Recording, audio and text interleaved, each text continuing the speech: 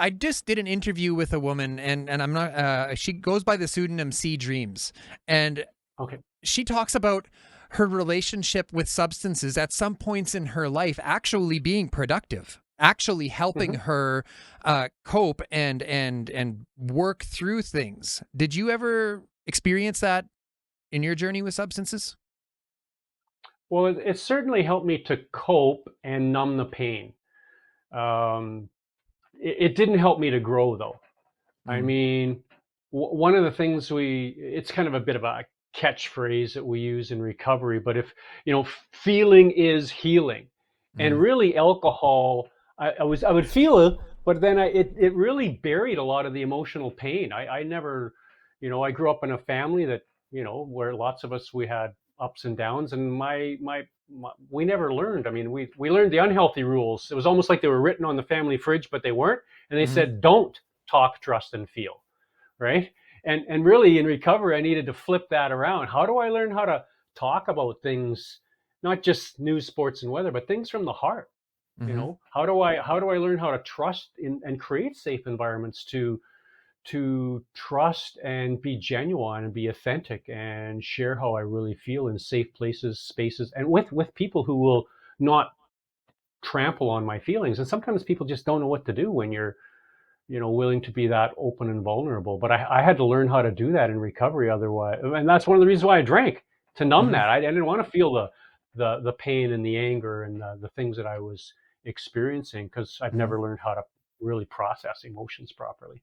Were you mad at your Yeah. family?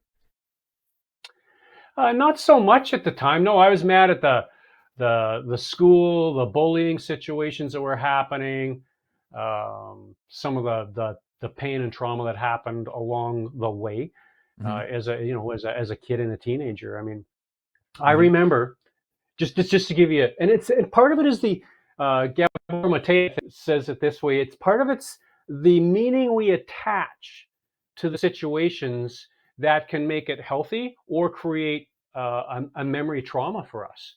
I remember I spent 2 years as a kid in Jamaica. Loved it. I was at grade 3 and 4.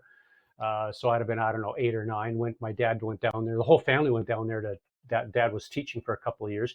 Loved it and had a great time. But when I came back, and that's when I started Mortlack School, was in grade 5, and I'd been out of the country for 2 years. I'm in grade 5, and the teacher says, "Well, where are you from?" And she meant, like, down the road, or because I was 10 miles down the road. I was from the district of or township of Karen, and I said, "Oh, I'm from Canada." Well, the whole classroom starts laughing. Well, of course you're from Canada. I felt a wave of shame at that point and felt about this high. Now, luckily, we had a pretty good teacher at the time who, calmed things down and said, "Hey, he's just been out of the country," and that certainly helped.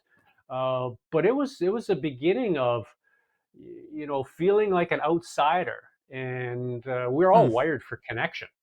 Mm-hmm. And I remember that. It was a key turning point. And I also remember the teacher, she was very compassionate and helped me manage that year of integrating back into a small town school. All the rest of the kids had known each other since kindergarten. I was this new Mm-hmm. kid coming in and felt on the outside.